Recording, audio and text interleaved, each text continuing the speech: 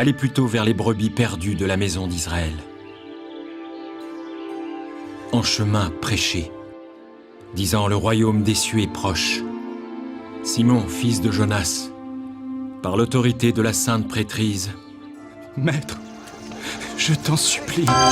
L'univers de la grâce est trop étrange, car il attire souvent que des êtres très immondes.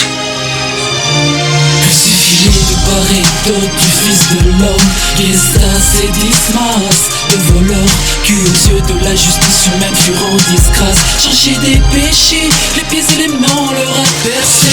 Au mot du crâne, ils subissent un avant-goût de la GN, le supplice romain, car tout se paye ici-bas. Ça, c'est ça la justice de Dieu, inconscients qu'ils étaient devant Dieu, car toute leur vie, ils l'ont passé non seulement à se salir les mains, mais aussi à pervertir leur conscience. Par conséquent, dans leur galère, personne ne sait s'ils ont pu entendre parler des miracles du Galiléen.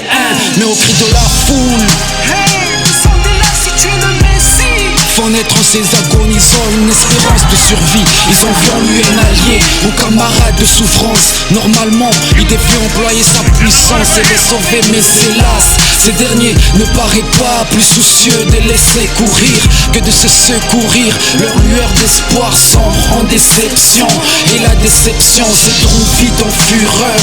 Or à leur injure comme à celle de la foule, lui ne répond que par cette prière. Mon Père, pardonne-leur car ils ne savent ce qu'ils font. Prière d'un Dieu qui parle à son père, bête comme sa chair à tenter, et qui plaide pour ses bourreaux, les circonstances atténuantes. Qui c'est le retour du fils de prophète. En vrai, les circonstances atténuantes, rien que pour le deux voleurs, furent plus évidentes. Eux n'ont ni vu les miracles de Jésus, ni entendu ses discours.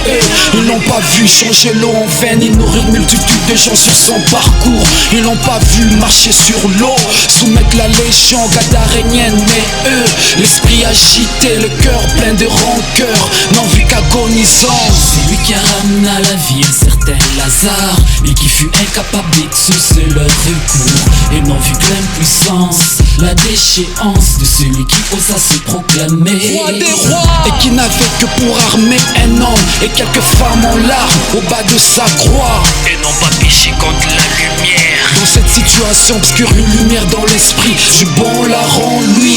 Un homme qu'on a martyrisé, ridiculisé, déshabillé, et qui pardonne ainsi à ce bourreau n'est certainement pas un homme ordinaire. Et si, se dit-il, ne résistons pas à la grâce de cet agneau qui les sollicite, Dismas tourna sa tête vers son compagnon de brigandage et balbutie. Ne crains-tu donc pas Dieu, toi qui condamnes à la même souffrance? Admirable acte de foi, de zèle et des respects après lesquels il s'adressa à Jésus. Souviens-toi de moi Seigneur.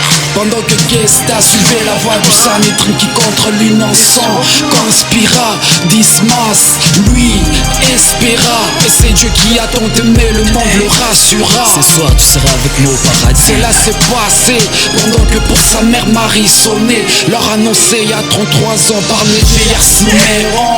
Un glaive de douleur transpercera votre cœur. Heure de tristesse pour sa mère et ses amis, heure de joie pour le conspirateur, mais pour Jésus, le premier pas de la grande moisson s'amorçait.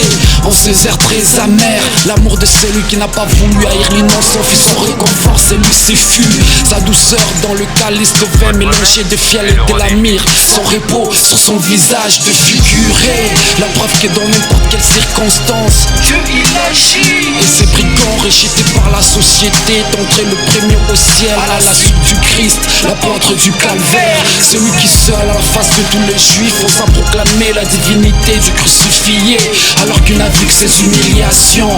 La mauvaise souffrance a perdu Gestas, la bonne souffrance a sauvé Dismas, ce voleur du paradis. Qui c'est C'est le retour du fils de prophète. Spike.